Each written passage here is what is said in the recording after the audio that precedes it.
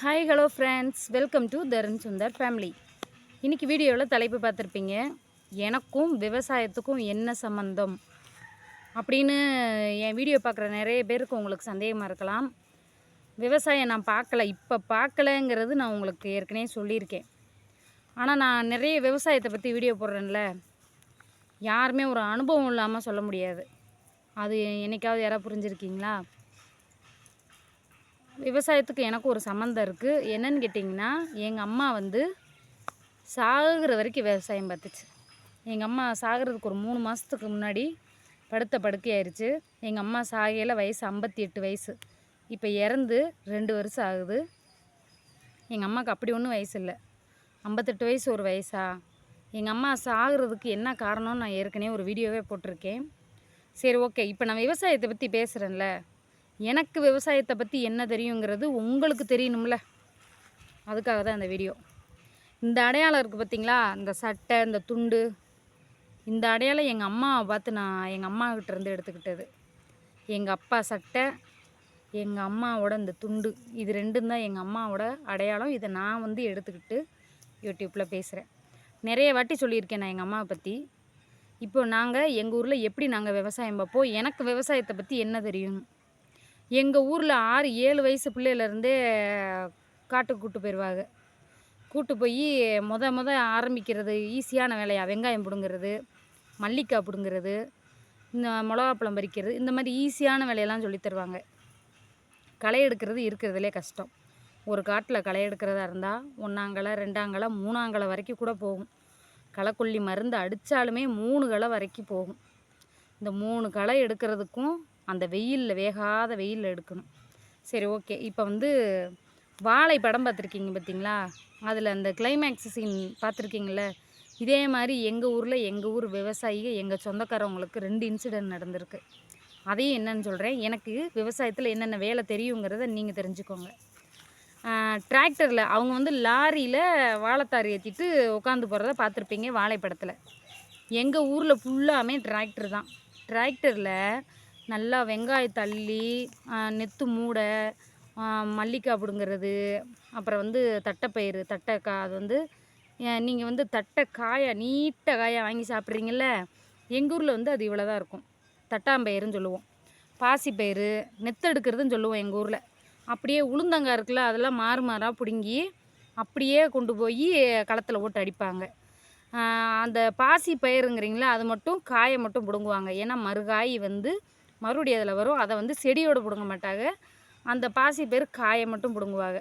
அந்த காய் கொத்து கொத்தாக இருக்கும். இப்படியே பிடுங்கி பொட்டியில் போட்டு, சாக்கில் போட்டு, வண்டியில் போட்டு கொண்டு வந்துடுவாங்க. ஆனால் உளுந்தம்பயிறு, உளுந்து வடை போட்டு சாப்பிட்றீங்கள, வெள்ளை உளுந்து, அதை செடியோடு பிடுங்குவோம்.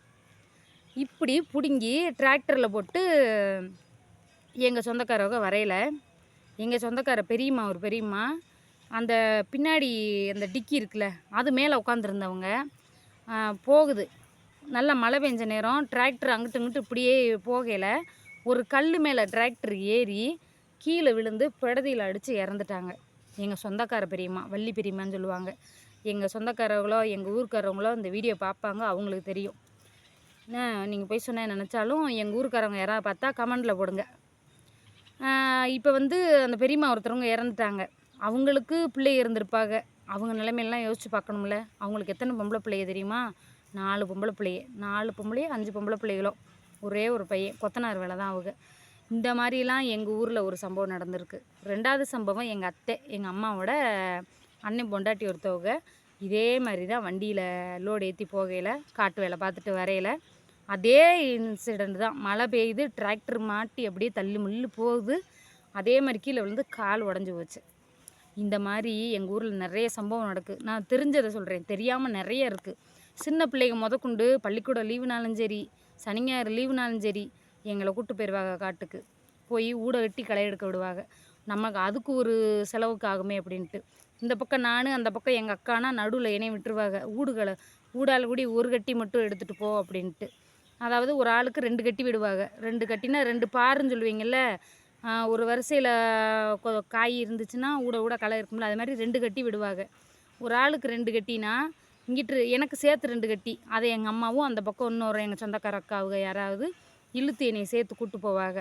இந்த மாதிரிலாம் நாங்கள் வந்து சின்ன பிள்ளையிலேருந்து காடு கரையில் வேலை பார்த்து தாங்க நான் வந்திருக்கோம். எனக்கு கல்யாணம் முடிஞ்சு நான் கும்பகோணம் வந்ததுலேருந்து தான் விவசாயம் பார்க்கல. எங்கள் ஊரில் இன்னுமே எங்கள் சொந்தக்காரங்க எங்கள் ஊருக்காரங்களும் சரி, இப்போ புரட்டாசி ஐப்பசியில் விதைப்பாங்க, அடுத்த சித்திரை வைகாசி வரைக்கும் வேலை இருக்கும். எங்கள் அம்மா சாகையில் என்ன வேலை பார்த்துட்டு வந்துச்சு தெரியுமா? கடைசியாக கருது அறுத்துட்டு வந்துச்சு. இதே மாதிரி தான் வெள்ளை சட்டை துண்டு போயிட்டு கருது அறுத்துட்டு வந்து தண்ணி பிடிக்கையில் மயங்கி விழுந்து அப்படியே படுத்த படுக்கையாக போயிடுச்சு. எங்கள் அம்மா அப்படி மயங்கி விழுந்து என்ன ஆச்சுன்னு பார்த்தீங்கன்னா, நாளைக்கு மறுநாள் விடிஞ்சால் காட்டு வேலைக்கு போகணுமே, மிளகாப்பழம் பறிக்க போகணுமே அப்படிங்கிறதுக்காக முழங்கால் வலி, எங்கள் அம்மாவுக்கு 2 காலும் வலி. இந்த 2 கால்லையும் வந்து பார்த்திங்கன்னா ஊசி போட்டு கால் எங்கள் அம்மாவுக்கு வளைஞ்சிருச்சு. அந்த காலை இப்படி சாய்ச்சி சாய்ச்சி நடந்து போகும் எங்கள் அம்மா காட்டு வேலைக்கு. அப்படி இந்த கால் வலிக்காக மாத்திரை வாங்கி மெடிக்கலில் மாத்திரை வாங்கி வாங்கி போடும்.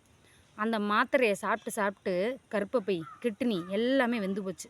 எங்களுக்கு தெரியாது. ஆனால் நாங்கள் டாக்டர்கிட்ட காமிக்கும்போது நிறைய வாட்டி சொல்லியிருக்காங்க, ஏம்மா மெடிக்கலில் மாத்திரை வாங்கி போடாதீங்க, போட்டிங்கன்னா அவங்க கிட்னி ஃபெயிலியர் ஆயிரும், கர்ப்பப்பை புண்ணாயிரும் அவரும் சொல்ல தான் செஞ்சிச்சு. எங்கள் அம்மா வந்து அதை கேட்கக்கூடிய மனநிலைமையில் இல்லை. நம்ம கடன் கட்டி ஆகணும், 3 பொம்பளை பிள்ளையே நம்ம எங்கள் 2வது அக்காவுக்காக எங்கள் அம்மா நிறைய கடன் வாங்கிருச்சு. அதை கட்டுறதுக்காக காட்டுக்கு போகணுன்ட்டு எங்கள் அம்மா சாகிற வரைக்கும் விவசாயம் பார்த்து தாங்க செத்து போச்சு. எனக்கு என்னென்ன வேலை தெரியும்னு இப்போ சொல்கிறேன். எனக்கு களை எடுக்க தெரியும். எல்லா காட்டிலையும் நாங்கள் களை எடுப்போம். நான் பார்க்காத ஒரு வேலை கருதறுக்க தான் நான் போனதில்லை. எங்கள் அம்மா அது வந்து ஏன்னா எங்கள் சொந்தக்கார கையில் அறுத்துருச்சு. அறுத்து இந்த பாதி சதையோடு போய் ரத்தம் கொட்டுன்னு கொட்டி அதை பார்த்துட்டு பயந்துட்டு எங்கள் அம்மா எங்களை கருதறுக்க மட்டும் எங்களை கூட்டு போகாது. அந்த கத்தி இல்லாத வேலை எல்லா வேலைக்கும் எங்கள் அம்மா கூட்டு போகும். கருதறுக்க எங்கள் அம்மா போகும், என்னையை கூட்டு போனதில்லை. நான் என்னென்ன வேலை பார்த்துருக்கேன்னு சொல்கிறேன். மல்லிக்காய் பிடுங்குவோம், வெங்காயம் பிடுங்குவோம், சரியா? வேறு என்ன, மல்லிக்காய், உளுந்தங்காய். எங்கள் ஊரில் எங்கள் ஊரில் வந்து சிறுதானியங்க தான் அதிகமாக. தானியம், பயிர் வகை, சிறுதானியம், குதிரைவாளி, எள் இந்த மாதிரி தான் எங்கள் ஊரில் நிறைய போடுவோம். ஏன்னு கேட்டிங்கன்னா, எங்கள் ஊர் வந்து வானம்பாடி. இப்போ கும்பகோணம் தஞ்சாவூர்லாம் பார்த்திங்கன்னா டெல்டா ஏரியா, ஆற்று தண்ணி, ஆற்று பாசனத்தில் ஆற்றுல வயலில் வந்து வாய்க்கா வெட்டி உங்களுக்கு வாய்க்கா மூலயமா தண்ணி வந்து வயலில் போர் போட்டு விடுறாங்க. இது வந்து ஆற்று பாசனம். இங்கே தஞ்சாவூர் மாவட்டத்தில் நான் இருக்கிற ஊரில் இங்கே விளையக்கூடிய நெல்லை பற்றி எனக்கு எதுவுமே தெரியாது. ஆனால் எங்கள் ஊரில் வானம்பாடி, மழையை நம்பி மட்டும்தான் விவசாயம் பண்ணுவோம். எங்களுக்கு சொந்த நிலம் இருந்துச்சு. எங்கள் தாத்தா காலத்தில் எங்கள் அம்மாவை கட்டி கொடுக்கணுங்கிறதுக்காக காடு கரையெல்லாம் எங்கள் தாத்தா விற்றுட்டார். நாங்கள் வந்து கூலிக்கு தான் வேலைக்கு போவோம். கூலிக்கு வேலைக்கு போனால் கூலின்னு சொன்னாங்க. அதை ஒரு வாட்டி கமெண்டில் ஒருத்தவங்க, நீ விவசாயம் காட்டு வேலைக்கு போனால் நீ என்ன விவசாயியா, சொந்த நிலம் வச்சுருக்கிறவன் தான் விவசாயி, நீ வந்து கூலி ஆளு அப்படின்னாங்க. முதலாளி வந்து சேரப்பட்டு உட்காந்து பார்க்கலாம். இப்போ எந்த முதலாளி உட்காந்து பார்க்குறாரு? எங்கள் ஊரில் முதலாளிகள் தொழிலாளின்லாம் யாருமே கிடையாது. எங்கள் ஊரில் எல்லாருமே ஒன்றா தான் வேலை பார்ப்போம். காடு இருக்கிறவங்க இல்லாதவங்க எல்லாருமே. இன்றைக்கி உன் வீட்டுக்கு வெங்காயம் வந்தால் 50 பேர் அறுத்தா, நாளைக்கு என் வீட்டு வெங்காயம் வந்தால் 50 பேர் அறுக்கணும்ன்ட்டு எங்கள் ஊரில் அப்படித்தான் இன்னுமே நடக்கும். உங்கள் காட்டுக்கு நான் களை எடுக்க ஒரு வாரம் ஆள் கூட்டுவார், என் காட்டுக்கு நீங்கள் களை எடுக்கவா அப்படின்ட்டு தான் இன்னுமே எங்கள் ஊரில் ஓடுது. காலையில் 6 மணி 6:30 டிராக்டர்லாம் வந்து நின்றும் கொண்டு போய் இறக்கி விடுவாங்க. எங்கள் ரோட்டில் கொண்டு இறக்கி விடுவாங்க. காடு உள்ளே 1 கிலோமீட்டர் நடந்து போகணுன்னா அந்த உழவு கட்டிக்குள்ளே டிராக்டர் போக முடியுமா? ஒரு சில காட்டுக்குள்ளே போக முடியாது. ரோட்டு மேலே இறக்கி விட்டுருவாங்க டிராக்டரில். அங்கேருந்து இறங்கி காட்டுக்குள்ளே நடந்து போகணும். அப்படி போய் களை எடுத்து மறுபடியும் 3 மணி பஸ்ஸை பிடிச்சி மறுபடியும் உள்ளே ஓடியாரணும். 3 மணிக்கு பஸ்ஸு வருதுன்னா 1/2 மணி நேரத்துக்கு முன்னாடியே காட்டிலேருந்து கிளம்பி இறங்கி ஓடியாரணும். காலையில் கஞ்சி குடிக்க மாட்டாங்க, மத்தியானம் கஞ்சி குடிக்க மாட்டாங்க. 2யும் தூக்குவாளியில் அள்ளி ஊற்றிக்கிட்டு பிள்ளை குட்டியை பள்ளிக்கூடத்துக்கு கிளம்பலையோ தலையை சீவி விட்டு சோறு கூட வீட்டில் திங்க மாட்டாங்க, வாளியில் அள்ளி போட்டு எல்லாம் பேருங்க. இந்த மாதிரி தான் எங்கள் ஊரில் வந்து நடந்துக்கிட்டு இருக்குது இன்னுமுமே. நான் ஏதோ இந்த ஊருக்கு வாக்கப்பட்டு வந்ததுனால இப்போ ஒரு 9 வருஷமாக என்னால் காட்டு வேலை பார்க்க முடியல. அதுக்காக என்னை விவசாயி இல்லைன்னு சொல்கிறதுக்காக ஒருத்தருக்கு இதே கிடையாது, சரியா? இதை நான் சொல்லணும்னு நினச்சேன். ஏன்னா இதில் எங்கள் அம்மா சம்மந்தப்பட்டிருக்கு.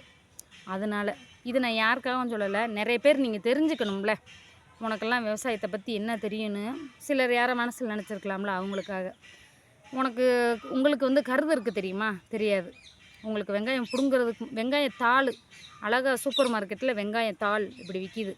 அதை பிடுங்க முன்னே நாங்கள் படுற பாடு என்னன்னு தெரியுமா? நாள் லேசாக அப்படி தூர விழுந்தால் பிடுங்க ஈஸியாக இருக்குமே நினைப்போம். அதே மழை அதிகமாக இருந்தால் அந்த வெங்காயம் அழுகி போயிடும். அப்படியே எல்லாத்தையும் அப்படியே அள்ளி புட்டிங்கி மூட்டை கட்டி டிராக்டரில் போட்டு கொண்டு வந்து ஊரில் கொட்டி பூரா அருவாமனையோடு அதுக்குள்ளே தேள் இருக்கும், பூரா இருக்கும், பாம்பு இருந்தாலும் இருக்கும்.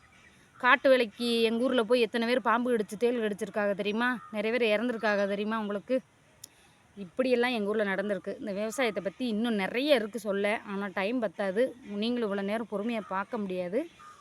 தயவு செஞ்சு விவசாயத்தை நான் என்றைக்குமே கேவலப்படுத்தினதில்லை, நல்ல விதமாக தான் சொல்லியிருக்கேன். விவசாயத்தை இன்னும் நான் நல்லா சொல்லுவேன். இன்னமும் நான் விவசாயத்தை பற்றி நிறைய பேசுவேன்.